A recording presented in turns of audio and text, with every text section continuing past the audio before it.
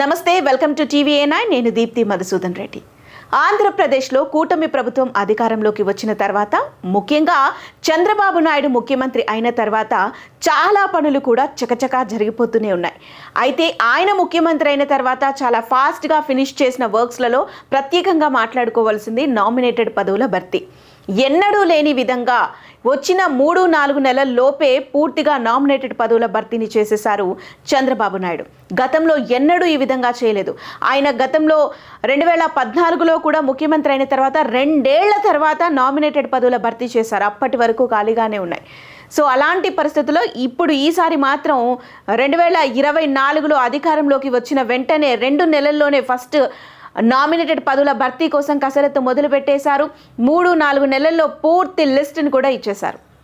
ఇక ఇందులో ముఖ్యంగా మాట్లాడుకోవాల్సింది టీటీడీ గురించి. TTD board chairman, TTD board members చాలా కీలకం.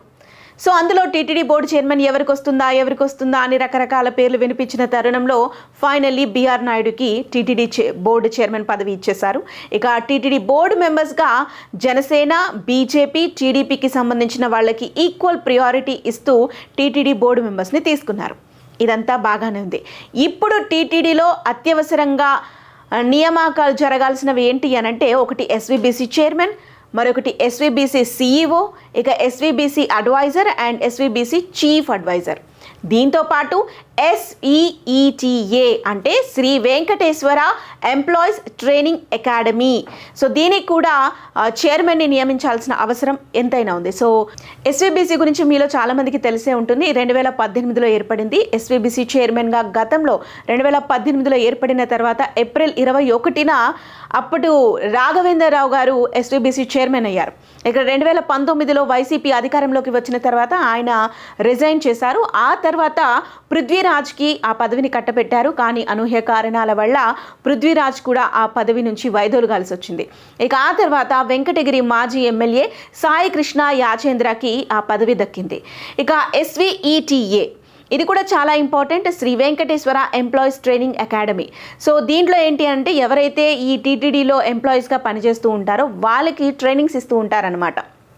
సో దీనికి కూడా ఒక చైర్మన్ని నియమిస్తూ ఉంటారు. గతంలో చూసినట్లయితే వైసీపీ అధికారంలో ఉన్న సమయంలో భూమన కరుణాకర్ రెడ్డి సోదరుడైనటువంటి రిటైర్డ్ లెక్చరర్ భూమన సుబ్రహ్మణ్యం రెడ్డిని నియమించడం జరిగింది. అయితే కూటమి అధికారంలోకి రావడంతో ఆయన కూడా రాజీనామా చేశారు. అలాగే ఎస్వీబీసీ చైర్మన్ సాయి కృష్ణ యాచేంద్ర కూడా రాజీనామా చేయడంతో ఇప్పుడు ఈ 2 పదవులు ఖాళీగా ఉన్నాయి. వీటితో పాటు SVBC CEO, SVBC adviser and chief adviser పదవులు కూడా ఖాళీగా ఉన్నాయి.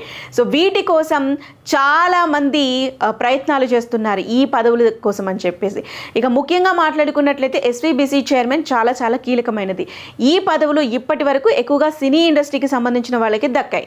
ఒక మాజీ ఎమ్మెల్యే సాయి కృష్ణ యాచేంద్ర మినహాయించి మిగతా వాళ్ళంతా కూడా ఎక్కువగా సినీ ఇండస్ట్రీకి సంబంధించిన వాళ్ళు, రాఘవేంద్రరావు గారు కానీ, పృథ్వీరాజ్ గారు కానీ, వీళ్ళంతా కూడా. సో ఇప్పుడు కూడా మళ్ళీ సినీ ఇండస్ట్రీకి సంబంధించిన ఓ వ్యక్తికే ఈ పదవి కట్టబెట్టబోతున్నారు అనే ఊహాగానాలు అయితే వినిపిస్తున్నాయి. ఇక ఇప్పటి వరకు తెర మీదకి వచ్చిన పేర్లను కనుక మనం ఒక్కసారి గమనించినట్లయితే, మురళీ మోహన్, ఈయన టీడీపీకి ఆప్తుడు, టీడీపీతో కలిసి పనిచేసినటువంటి వ్యక్తి. సో ఈయన కూడా రేస్లో ఉన్నారు. ఈయనతో పాటు అశ్విని దత్ టీడీపీకి ఎంత వినయ విధేయుడు అనే విషయం తెలుసు. గతంలో వరదలు వచ్చిన క్రమంలో కూడా మొట్టమొదటిగా స్పందించి ఆంధ్రప్రదేశ్ ప్రభుత్వానికి సహాయ నిధి కోసం అని చెప్పి ముఖ్యమంత్రి సహాయ నిధికి విరాళం అందించిన మొదటి వ్యక్తి కూడా అశ్విని దత్తే. సో అశ్విని దత్ కూడా టీడీపీకి, అలాగే ముఖ్యంగా చంద్రబాబు నాయుడుకి అతి సన్నిహితుడు. సో ఆయన కూడా రేస్లో ఉన్నారు. ఈయనతో పాటు గతంలో పనిచేసినటువంటి రాఘవేంద్రరావు పేరు కూడా మరోసారి తెర మీదకి వస్తుంది. ఈ ముగ్గురిలో ఒకరికైతే ఖచ్చితంగా దక్కబోతుంది అంటున్నారు. వీరితో పాటు టీడీపీకి సినీ ఇండస్ట్రీ తోటి మంచి సత్సంబంధాలు ఉంటాయి. ఎందుకంటే అసలు టీడీపీ ఏర్పడిందే సినీ ఇండస్ట్రీ నుంచి. నందమూరి తారక రామారావు ఒక సినీ నటుడు, ఆయన స్థాపించిన పార్టీ. పైగా ఇప్పుడున్నటువంటి ముఖ్యమంత్రి నారా చంద్రబాబు నాయుడు గతంలో ఫిలిమాటోగ్రఫీ మినిస్టర్గా కూడా పనిచేశారు ఆయన. సో కాబట్టి వీరందరికీ కూడా సినీ ఇండస్ట్రీ తోటి మంచి సత్సంబంధాలు ఉన్నాయి. ఇకపోతే ప్రస్తుతం ఉన్నటువంటి ఉప ముఖ్యమంత్రి సినీ ఇండస్ట్రీకి సంబంధించిన వ్యక్తే, సినిమా హీరో. ఇకపోతే టీడీపీలో ముఖ్యమైనటువంటి ఎమ్మెల్యే, హిందూపూర్ ఎమ్మెల్యే బాలకృష్ణ కూడా సినీ ఇండస్ట్రీలో ప్రస్తుతానికి పనిచేస్తూనే ఉన్నారు ఇంకా కూడా. సో వీళ్ళందరూ ఉన్న నేపథ్యంలో చాలామంది ఆశావహులు కూడా వీళ్ళ ద్వారా, మరీ ముఖ్యంగా పవన్ కళ్యాణ్ అలాగే బాలకృష్ణ ద్వారా మంతనాలు సాగిస్తున్నారంట ఆ పదవి కోసం, ఎస్వీబీసీ చైర్మన్ పదవి కోసం. ఇక ఇందులో చూసినట్లయితే బాలకృష్ణ ఒక వ్యక్తి పేరు ఎన్నో ఏళ్ల నుంచి సినీ ఇండస్ట్రీలో ఉన్నటువంటి ఓ వ్యక్తిని కూడా రెఫర్ చేసినట్టుగా కూడా తెలుస్తోంది. సో ఎవరు ఏంటి అనేది మాత్రం మరికొన్ని రోజుల్లో తేలిపోనుంది. చాలా ఫాస్ట్గా అతి త్వరలో ఎస్వీబీసీ చైర్మన్ని నియమించే పనిలో కూడా టీడీపీ ఉన్నట్టుగా కూడా తెలుస్తోంది. సో అయితే ఈ పదవులు ఎవరికి దక్కుతాయి అనేది చూడాలి.